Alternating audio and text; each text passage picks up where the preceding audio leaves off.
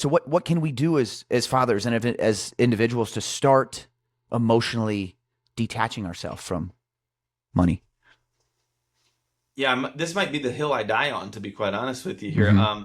I want to redefine financial freedom as that, emotionally detaching from money. Because, again, I have this unique vantage point of seeing behind the curtain. Like I get to see the wizard in so many people's lives.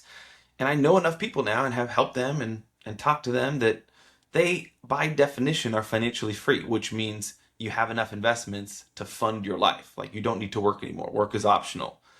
And that, by definition, is financial freedom. Yet I know them and they worry constantly. If the market's down, like constantly worried about their money. And I'm like, what kind of freedom leaves you in bondage and anxiety every day of your life? That's not freedom. Yeah.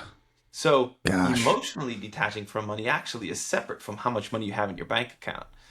And I am case study number one. This is why I have become so passionate about this because I've experienced it in my own life first. So I would say the first step, if you want, on the framework, and I kind of have like this multi-step framework that I sort of think through, really with any decision making, but especially as it relates to money and learning to emotionally detach. The first step is having an awareness of your problem. Like if you don't know that you have an unhealthy mindset around money, how are you going to fix it?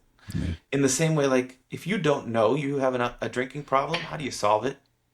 If you don't think you have a problem, you don't want to fix it. There's no problem. You know what I mean?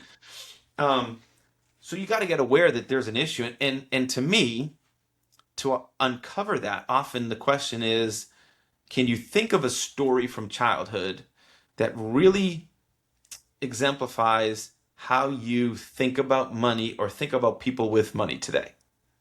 And if you think of that story, and then you think about your emotional response toward it, toward when you open your bank account and or spend money on coffee or buy something you shouldn't have, shouldn't have, you feel Hmm. like you shouldn't have, or you know a rich person and you feel a certain way about them. If you can get to the root of like where's that coming from? Why do I think that way? I didn't did I read it in the textbook? Probably not. And I would argue, having had enough of these conversations, I'll just sort of give you the shortcut and like here's the cheat sheet. You probably caught it from your parents.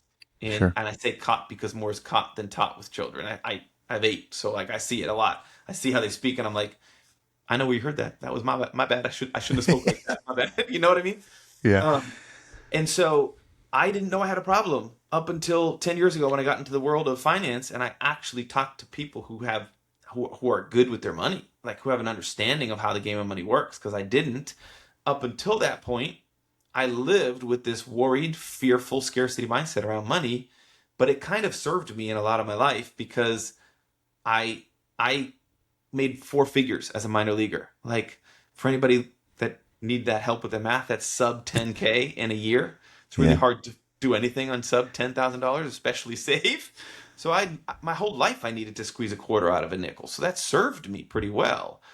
And then I had a bunch of kids in a short period of time. We already sort of talked about that season of life. Like that, by the way, contributed to me thinking provision is the main thing and the only thing I need to do, financially speaking, and that for sure contributed to why I was just a workaholic and just felt like that was what I needed to do. It's because I worried about it. I was gripping it so tightly, you know.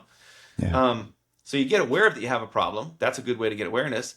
Once you have an awareness around the problem, then you got to start to solve it. But to solve it, you can't just shortcut to be like, all right, invest a bunch and then I'll be good, because a giant pile of money without a healthy relationship behind it, without an understanding of what that money's for, will lead you to worse anxiety than you had before because now you got more to lose. So, like, after you have the awareness of the problem, you do have to work through the problem, which often sits with, like, what's this money for? More importantly, what am I on this earth to do? Like, what is my calling? What is my point here?